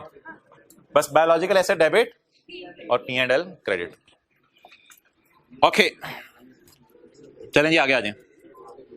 IAS 41 बहुत लेट आया था, लोग इंतजार कर रहे थे। IAS 16 भी आ गया, IAS 12 भी आ गया, फिर IAS 41 कहीं बाद में जाके आया, सबसे आखिर में। Okay, point 3 on 25 December 2018 wool was detach ना, wool was detached from mature sheep. Baby ने तंग ना करियो, बेबी मशीन पढ़ के बेबी के पीछे पीछे बेबी ने कहना आनते तो बोले वूल, ਤੁਹਾਡੀ ਮਿਹਰਬਾਨੀ। तो wool was sheared from mature sheep which had a, अब ये पर वूल पर शीप नहीं है, टोटली है बस विच है। अच्छा, ये जो एग्रीकल्चरल प्रोड्यूस निकलती है ना, इसको भी मेजर करते हैं fair value minus cost to sell पे। तो ये जो साहब थे ना, ये जो निकाल रहे थे, क्या कहते हैं, वूल, ये जो वूल उतार रहे थे, जैसे ही ये वूल उतर के साइड पे आएगी ना, तो जैसे ही ये वूल उतर के साइड पे आएगी, ये वूल इकट्ठी हो रही है, फौरन बाजार से किसी को बुलाएंगे और बुला के पूछेंगे इस वूल की प्राइस लगाओ। और इस वूल से भी, अब ये जिंदा नहीं रही, फिर भी इस वूल से भी यही सवाल पूछेंगे, माइंड करके। अच्छा, इस वूल से भी यही सवाल पूछेंगे, तू आज कितना देके जाएगी? अगर आज तुझे बाजार में ले जाएं तो तू जो सवाल मां से पूछना वही बेबी से पूछना, और वही मां से उतरी हुई वूल से पूछना, तीनों से एक ही सवाल पूछना। क्या क्या क्या देखे जाओगे तुम आज? लेवल क्या तुम्हारा? अच्छा, वूल का क्या नाम है जी? On 25 December, wool was sheared, which had a fair value less cost to sell of 5000. अच्छा, ये मशीन की डेप्रिसिएशन भी तो होगी ना, ये मशीन, ओ ये लगा नहीं हुआ था मशीन की डेप्रिसिएशन, वो फिर P&L में हम डाल दिया करेंगे, उसको छोड़े आप। तो उससे भी आपने यही सवाल पूछना है। हाँ, तो नाई करेगा, नाई को पैसे देंगे और साथ मशीन की डेप्रिसिएशन होगी। अच्छा, नाई की मशीन है नहीं, हमारे पास इतने जानवर होंगे, हमने अपनी मशीनें खरीद ली हैं। अच्छा जी, तारीख क्या जी? 2000 जी, बोले। वूल डेबिट एग्रीकल्चरल प्रोड्यूस कर दो, अभी ना लिखें एग्रीकल्चरल प्रोड्यूस, इस पे एक लंबी बहस है। वूल डेबिट ना कैश किसी को नहीं दिया, बस ये भी अल्लाह की तरफ से आया। जैसे मिल्क आ गया, मिसालें ज़हन में रखें ना, जैसे मिल्क आ गया, वूल आ गई, तो P&L क्रेडिट, खुशी क्रेडिट, कितना? 5000। Fair value minus cost to sell direct दे दिया। अच्छा, आप एक चीज नोट करें यार, ये स्टैंडर्ड पता है किस आइडियोलॉजी पे बेस कर रहा है? अब वूल जो है ना, कल को अगर आप बेचेंगे तो बस, अगर अगले दिन ही वूल बेच दी तो फिर कोई गेन लॉस नहीं आएगा। क्यों? इसलिए कि ये स्टैंडर्ड बड़ा लॉजिक पे बेस करे, कहते हैं बस खरीद ली, आ गई तो गेन रिकॉर्ड करो, बस अभी खुशी रिकॉर्ड करो, बेचने का वेट करो, या वूल आते ही खुशी रिकॉर्ड कर लो, वूल आते ही खुशी, बेबी आते ही खुशी रिकॉर्ड कर लो, वूल आते ही खुशी रिकॉर्ड कर लो। अच्छा जी, अब एक मिनट, वो फिर अलग से गेन डाल लेना, कोई मसला नहीं यार। अब इस स्टैंडर्ड में ना, साल के एंड पे क्या होता है ये आपने सुनना है। साल के एंड पे ना डेप्रिसिएशन नहीं होती, तो स्टैंडर्ड में डेप्रिसिएशन का कोई तस्वुर नहीं है। कुछ जगहों पे आएगा तस्वुर, वो फिर मैं बाद में बताऊंगा। फिलहाल डेप्रिसिएशन का कोई तस्वुर नहीं है। कि साल के एंड पे जाके पूछ रहे हो आप, ओ कैसा गुजरा हमारे साथ एक साल शहजादे हो, ये 3 बुल्स आपने पूछा कैसा गुजरा एक साल हमारे साथ, शीप से पूछा। नहीं नहीं नहीं, और तुम कमजोर कमजोर लग रही हो, नहीं नहीं, इस तरह के सवाल नहीं पूछने इससे। आपने क्या करना है, साल के एंड पे जाके इनको कहना है आज क्या देके जाओगी, वही सवाल पूछने, खरीदते हुए भी वही सवाल पूछने, बेबी बॉर्न हो जाए वही सवाल पूछने, इनसे जो है आपने शेयरिंग कर ली वही सवाल पूछने, डिटैचमेंट कर ली वही सवाल पूछने, साल के एंड पे भी इससे वही से, ये अक जाएगा सवाल सुन सुन के, और जितने साल ये हमारे पास पड़ी रहेगी हर साल के एंड पे पूछेंगे। इसको तंग करके ना चीनी मीन, तुम आज क्या देके जाओगी 12। अच्छा, तो हर साल के एंड पे क्या पूछना है बच्चों? अच्छा, information related to fair values less cost to sell. यार ये 5 साल वाली शीप्स को क्या करना, तो पता नहीं अब ये सवाल शायद गलत बने। 5 साल वाली शीप्स को क्या करना, हमने तो 4 साल वाली ली थी। और भाईजान 1 साल बड़ी भी तो हो गई होंगी।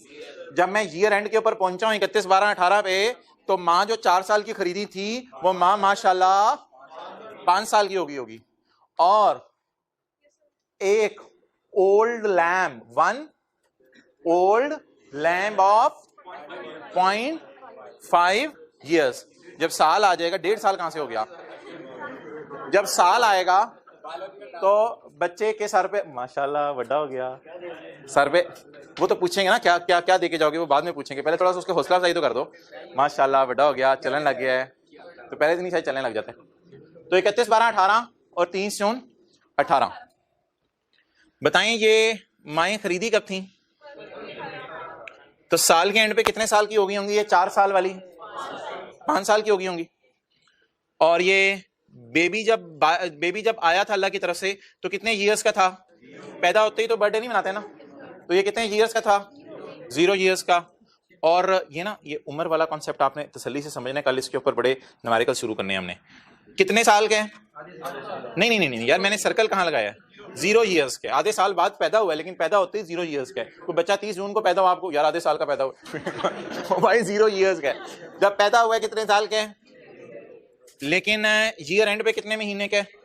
6 महीने का। क्लियर? लेकिन ये प्राइस ना एक की दी हुई है, एक की दी हुई है। ये माशाल्लाह 4000 से महंगा होके 12000, बल्कि मेरे ख्याल से डायरेक्ट ये कॉस्ट टू सेल माइनस कर ही उसने दिया है। तो ये 4000 से कोई महंगा होके या 3500 से महंगा होके 12000 का हो गया, और ये भी 50000 से महंगी होके, लेकिन ये माइनस कॉस्ट टू सेल वगैरह उसने करके दिया खुद। अब आप मुझे बता दें क्या करें जी रेंट के ऊपर? वर्सेस वाली कैलकुलेशन करें, वर्सेस वाली कैलकुलेशन करें। क्या कैलकुलेशन करें जी? सबसे पहले जैसे पीपीई को नहीं रिवैल्यू करते थे ईयर एंड पे, तो पहले क्या चाहिए होती थी? और बीवी, जब भी पीपीई को रिवैल्यू करते थे तो पहले क्या चाहिए होती थी? बीवी। और फिर मार्केट वैल्यू, फिर क्या चाहिए होती थी? और बीवी को मार्केट वैल्यू से कंपेयर करते थे, बैलेंसिंग आता था, रिवैल्यूएशन, सरप्लस, और उनके दरमियान में डेप्रिसिएशन भी कभी आ जाती थी। तो अब रिवैल्यूएशन जैसी वर्किंग ज़हन में लाएं, पहले बीवीज पार्क करते हैं, फिर नीचे मार्केट वैल्यूज पार्क करते हैं। डिफरेंस जो आएगा उसका नाम सरप्लस नहीं रखना, उसका नाम क्या रख देना? P&L, उसका नाम P&L रख देना। तो ये ना हमारे पेपर में हुआ करेगी वर्किंग टू, ये ईयर एंड के ऊपर गेन लॉस निकालना है। क्लियर? अच्छा, मुझे खरीदी हुओं की बुक वैल्यू बता दें, बुक्स में कितने की आ रही है? यहां से देख लें, यहां से देख लें, यहां से देख के बता दें। पहले मुझे बीवीज बता दें। What is the BV of 3 sheeps? 1455. What is the value appearing in our books of newborn? 35. Okay. Now अब वर्किंग टू कैसे होगी? विजुअलाइज करें ना, बताएं आप सारा वर्किंग टू कैसे होगी? आप निकाल लें, खुद ही गेन लॉस निकाल लें। कैलकुलेटर पे पहले जरा ट्राई कर लें, अगर वर्किंग नहीं भी करनी तो। वर्किंग नहीं भी करनी, कैलकुलेटर पे जरा मुझे गेन लॉस की फिगर बता दें, इकट्ठी सबकी, माँ बच्चों को सब इकट्ठा करके। 64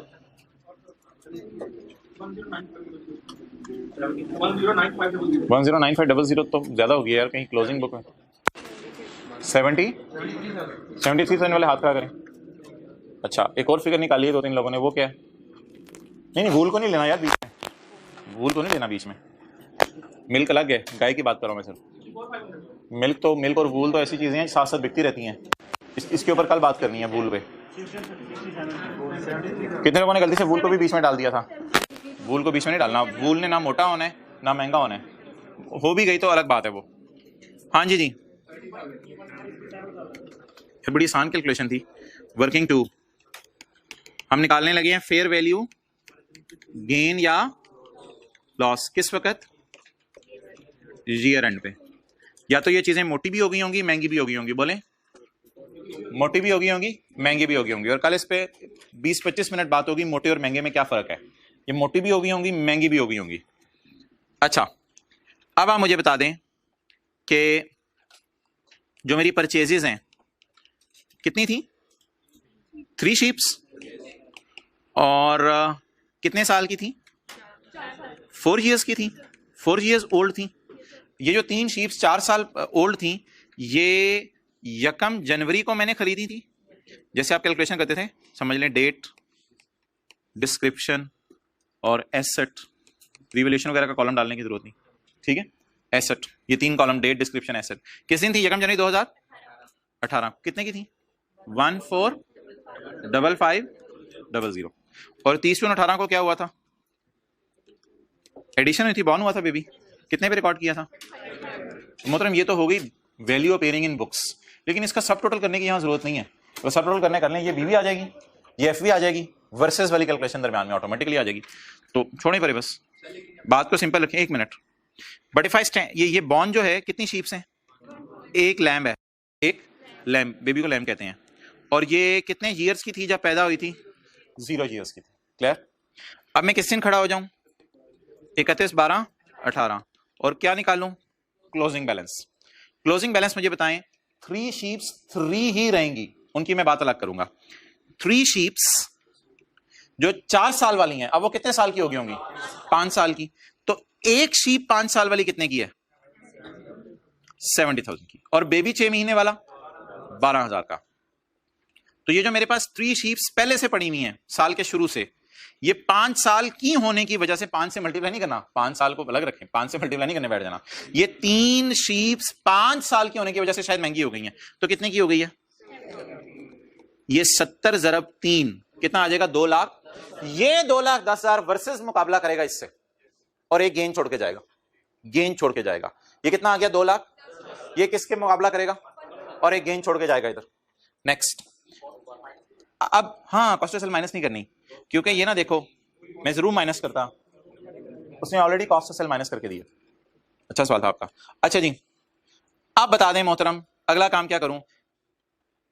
इनको मैं फेयर वैल्यू पे ले गया, ये बीवी है, ये 2,10,000 आ गया फेयर वैल्यू, 2,10,000 अलग से निकालने की जरूरत नहीं, जमा ये तो इसकी बीवी है, इसको किस पे लेके जाने, फेयर वैल्यू पे।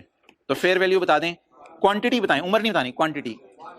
अब जबानी सोचे कितने साल का हो गया होगा, 6 महीने का। 6 महीने वाला जानवर कितने का, 12,000 का जी। और ग्रैंड टोटल 2,00,222,000। तो हमारे सारे जानवर मिला के कितने के हो गए, 222। बस खत्म। बैलेंसिंग में कोई सरप्लस का कॉलम डालने की जरूरत नहीं। सरप्लस का कॉलम हम इसलिए डालते थे, कभी ओसीए में जाता था, कभी P&L में। इधर जब सारा ही किधर जाने, P&L में, तो बस इधर बैलेंसिंग लिख दें, 31/12/18 P&L बैलेंसिंग जी। कितना आ गया, 73,000 का गेन आ गया। चलें जी, नोट कर लो। इसकी फेयर वैल्यू कितनी है, 2,10,000।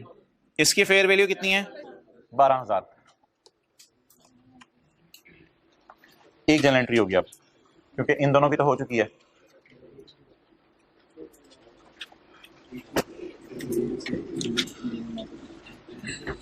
ओके, अब आप मुझे बताएं, क्लोजिंग की जनरल एंट्री नहीं होती, बाय करने की जनरल एंट्री ऑलरेडी 1 जनवरी को हो चुकी, इसकी भी एंट्री हो गई। अब सिर्फ किसकी एंट्री करनी है, क्या करूं, एसेट डेबिट सरप्लस क्रेडिट या asset debit P&L credit. Biological asset debit P&L credit. कोई अकाउंट डिडक्शन को एसेट में शिफ्ट करने की कोई हाजत हमें महसूस नहीं हो रही, क्योंकि ये डेप्रिशिएट ही नहीं हुए। तो डायरेक्ट रिवैल्यूएशन की एंट्री हम करते थे asset debit revaluation surplus credit, तो यहां कर देंगे एसेट डेबिट P&L क्रेडिट।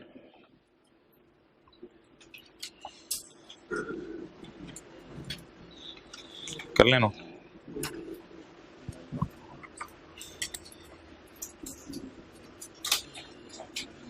चलें जी। हाँ बोलें, क्या बनेगा? एंट्री किसने करनी है? 31/12। अब इसमें मदर की और बेबी की अलग अलग एंट्रीज कोई करने की जरूरत नहीं, अलग अलग। Biological asset debit, P&L credit, और इसका नाम year and fair value adjustment या फेयर वैल्यू गेन, जो मर्जी नाम रख दें। Year and fair value adjustment, ये ना बाय करने पे हुई है और ना बेबी बॉर्न होने पे हुई है। जी बोले। 73,000।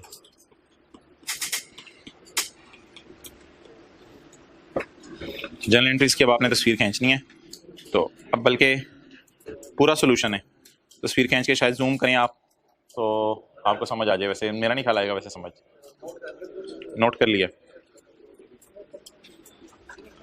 इसको हम थोड़ा सा वैसे ना यार, एक मिनट, आखिरी लाइन मुझे पढ़ लेने दें सवाल की। उसका कुछ करना नहीं है आखिरी लाइन का, लेकिन पढ़ लेने दें। अब जबरदस्त हो गया। चलें जी, वर्किंग वन का क्या मकसद था? वर्किंग वन का क्या मकसद था? ना वर्किंग वन परचेज पे भी गेन लॉस आ जाता है, और वर्किंग टू ईयर एंड पे भी गेन लॉस आ जाता है। अच्छा, आखिरी लाइन को इग्नोर करेंगे हम, क्योंकि लैंड मेहनती ने खरीदी है या पड़ी है, एट लिखा हुआ है या बाय की है। तो बैलेंस शीट मांगी होती तो जरूर हम उसमें लैंड शो कर देते, लेकिन एक बात और भी याद रखिएगा, लैंड पे तो वही वाला स्टैंडर्ड लगेगा ना, IS 16। ये जो बंदा था जो हार्वेस्टिंग कर रहा था, जिस लैंड पे कर रहा था, वो लैंड तो नहीं IS इसमें चली जानी। अच्छा यार, इधर ले आओ, इधर कैमरा। कोई इसमें गलती वगैरह तो मैं और सही कर लूँ। ये ना आपने समझना नहीं है, मैं इंग्लिश पढ़ा हूँ बस, कोई गलती तो नहीं। It is management of biological transformation of a biological asset for purpose of sale of that asset, for purpose of creating additional biological asset, for purpose of harvesting agricultural produce. बिल्कुल English ठीक है। Production, reproduction that causes change in quality or quantity of biological asset, degeneration through death or cut down growth। हाँ ठीक है, अब आप इसकी तस्वीर खींच सकते हैं। क्लास खत्म।